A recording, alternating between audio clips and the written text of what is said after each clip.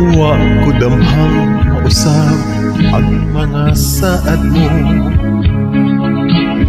nga mahalon mo ako samtang nahilayo. Di ka naging mga panumpang, kay gimahal ko ikaw sana'y sama. Nasa'yo ang pagtuo o ang pagsalig ko,